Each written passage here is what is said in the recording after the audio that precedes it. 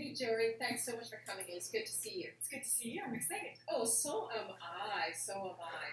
So, just a little bit about the process.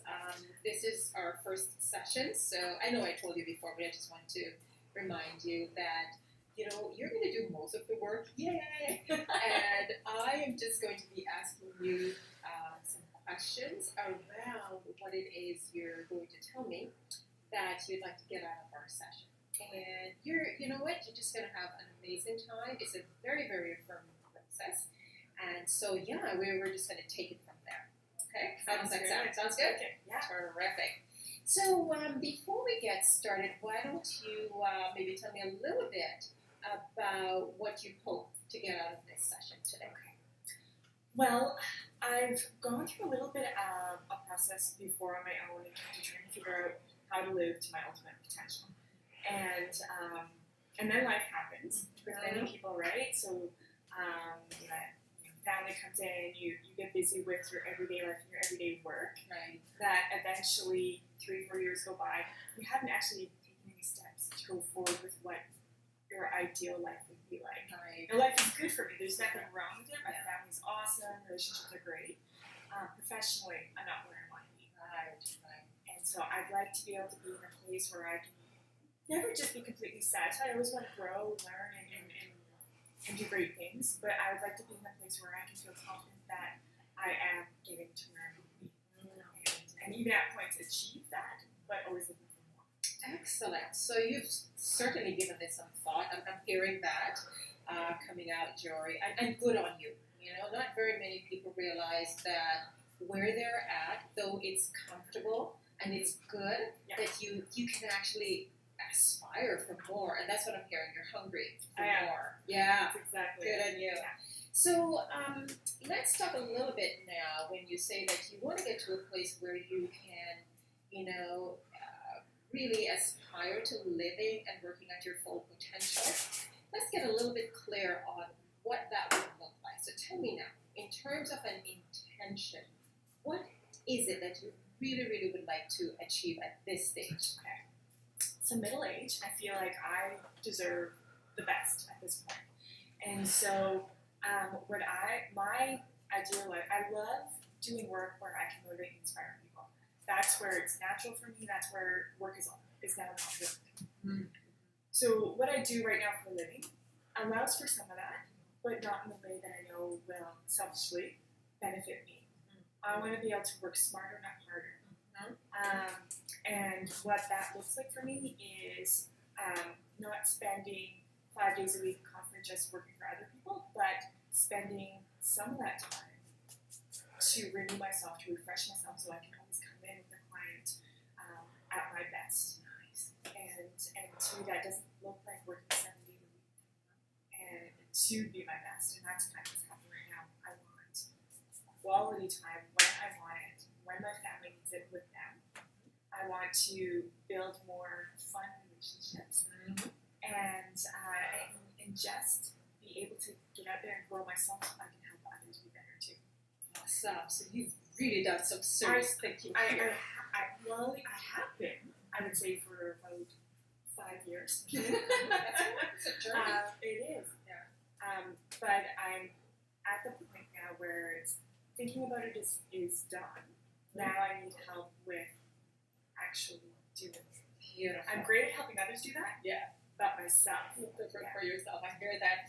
So then, if I understand you correctly, your intention now is to really be working more for yourself, doing more of the things that bring you joy, i.e. motivating others, but also being able to have time with your family when they do need, and you need that, right? It's a two-way street. And also to have that flexibility where you can maybe take some time off to go do some training, some study, just to really refresh and renew. Flexibility is huge. Mm-hmm. Financial, absolutely, that's always important. Absolutely. But financial without flexibility, I just can't. Or I don't want to.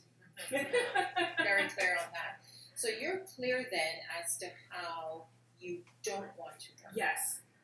Now the question is, Jory, how clear are you on how you really, really want to work, and how would you maybe give it attain that clarity that would give you all of those criteria that you've so beautifully articulated?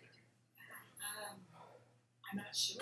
I think that's where my mind is. I don't know that. Okay. I have to do that part. An interesting concept a couple of years ago, my husband told me, and he meant it in love, so I didn't get all mad at him. Well, I wanted to, but then I didn't. Was that, he said I'm a time waster. And what he meant by that, he clarified quickly, as he saw my face, was that I allow other people to rob my time. So every time I have blocked off the intention of self-care, the exercise, nutrition, proper sleep, research, I allow others to keep coming in, and all of a sudden, years go by and I haven't moved forward. So I'm a time waster in that I guess it's kind of key. And so then I don't take that opportunity to identify what that intention would look like. So I'm going to help you do that, but first I want you to get really clear on how strong your desire is to move from where you're at to where you are feeling, even though you can't name what it is fully as yet, but there's a feeling in you. So let's talk about your desire. So on a scale of 1 to 10, where 1 is, I really don't care if nothing changes, if I stay the same, I'm fine. 10 is, bring it on, I cannot wait. Where would you fall on that scale, Jory, in terms of your desire to make a change, to start doing something today at the end of this session? Where would you fall? How would you rank yourself on that scale? I would say that my desire is 10. The roadblock is fear. And is your desire really a 10? I guess exactly. So I would say the desire, the dream is definitely there. I'm excited. If I had someone hold my hand right now, I would take that lead. I would need the support of my family to say, go take the lead. Without 100% of that, I can't. So maybe it's more of a, I would say 8. Yeah, because I was going to say, let's reassess your desire, because I'm hearing that if this is in place, and if this is in place, then I will. Yeah. So when your desire is a 10, it's no matter what, you're going to barrel through, okay? So 8. So it's an 8, and then what would it take for you to move a half a notch up that scale to an 8.5? That's the tricky part, because I do believe that I can do it. I need to allow myself to do it, and that typically means being stronger and keeping my time, because really I do have quite a bit of flexibility compared to many people in the work they do. I'm my own barrier, honestly. So then let's hone in on what it would take to move you from an 8 on that scale of desire to actually start taking action. And action comes in different forms. I'm going to show you how. Right now, you're taking action, by the way, to move yourself forward. This is something that you're doing towards getting to that place where you want to be, right? How you're working. So let's focus in. Let's say that you have all the conditions in place. Let's dream a bit here. What would those conditions be in order for you to rank yourself an 8.5 or even a 9 on that scale? And by the way, let me just get you a bit, you can start writing down your points here. Okay, so all the conditions in place. So I would not be working full-time for someone else. Okay, so not working full-time for someone else. That's a huge one. Sorry, boss. You're awesome. Yeah, let's just focus on Jory right now and fulfilling her dreams. Not working full-time for someone else. I think that's a huge one. What I'd be doing right now is creating some structure, because I think that even though I work for someone else, there is a lot of flexibility, so I create that structure or let that structure go, so it's keeping my promises to myself. Powerful, very powerful. You will. And in order for you to keep the promises to yourself, what would you need to have in place for that to happen?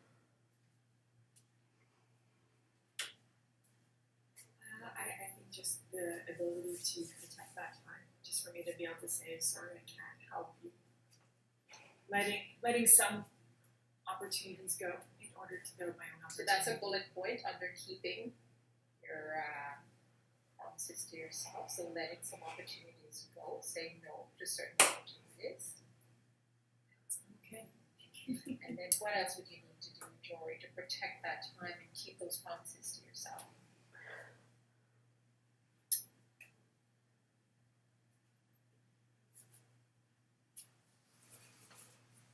Just making sure that I'm with letting other things go, and as much as I expect others to follow through, I have to follow through. You have to follow through on what you say you'll do.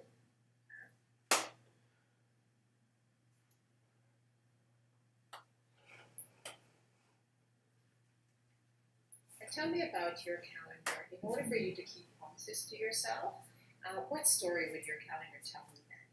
If I were to look at your calendar, what would it tell me? Right now, it would tell you how scattered. Yeah, we're talking but about yeah, the future. the future, And what your calendar would say what? the calendar. I think that's where I keep hitting that roadblock. Right? I've got dreams. I know what I love doing, and when I do it well. But it's keeping that going.